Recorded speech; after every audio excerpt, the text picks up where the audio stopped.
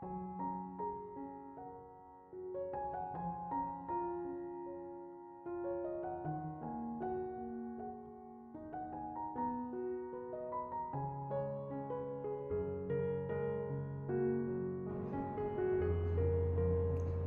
Ibu, Saudara-saudari, adik-adik kaum muda yang terkasih, apa kabar hari ini?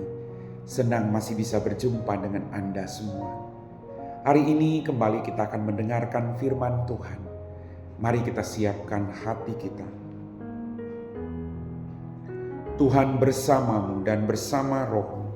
Inilah Injil suci menurut Santo Markus, dimuliakanlah Tuhan. Pada waktu itu Yesus meninggalkan daerah Tirus dan lewat Sidon pergi ke Danau Galilea, di tengah-tengah daerah Dekapolis. Di situ orang membawa kepadanya seorang tuli dan gagap dan memohon supaya Yesus meletakkan tangannya atas orang itu. Maka Yesus memisahkan dia dari orang banyak sehingga mereka sendirian.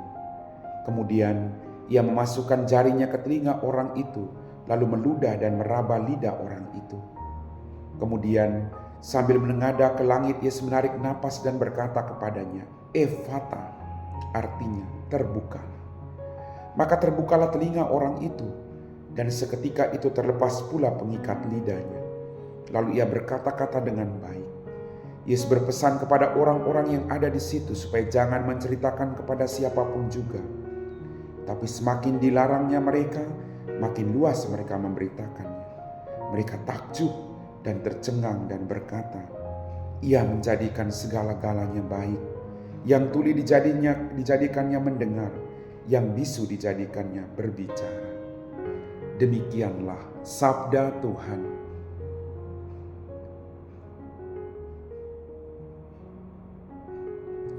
Bapak, Ibu, Saudara-saudari, adik-adik kaum muda yang terkasih, dalam bacaan Injil tadi kita mendengar Yesus menyembuhkan banyak orang,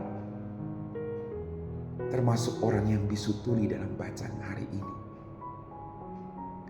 Dalam permenungan saya, Bapak Ibu, di zaman sekarang ini kadang kita juga bisu dan tuli. Kita tuli terhadap sapaan Allah. Kita tuli untuk mendengarkan jeritan-jeritan orang-orang yang ada di sekitar kita, termasuk keluarga kita. Kadang kita juga bisu. Kita tidak menyampaikan kebaikan, malahan keburukan. Kita bisu terhadap kata-kata berkat yang harus kita salurkan bagi banyak orang. Maka mari kita datang kepada Tuhan. Kita mohon agar kita juga disembuhkan dari bisu dan tuli kita. Agar hidup kita sungguh-sungguh menjadi berkat bagi banyak orang. Yesus membuat banyak mujizat kepada orang-orang yang dijumpainya. Hidup kita harus demikian.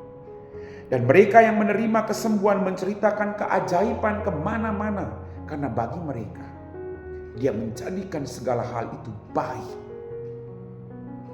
Mari kita punya hidup ini harus kita isi dengan banyak kebaikan. Agar berkat Tuhan melimpah dalam hidup kita. Amin.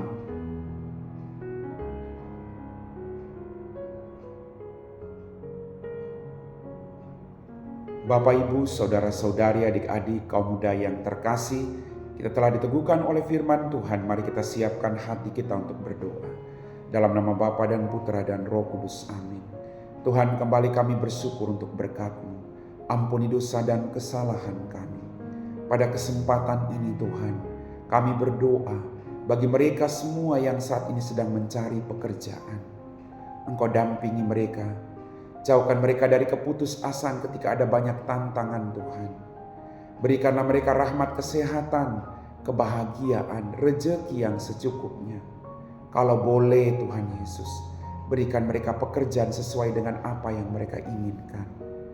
Bantu mereka selalu Tuhan, biar melalui pekerjaan-pekerjaan itu, mereka akhirnya memuji dan memuliakan nama. Kami puji Engkau Bapa, kini dan sepanjang segala masa. Amin. Tuhan bersamamu dan bersama rohmu.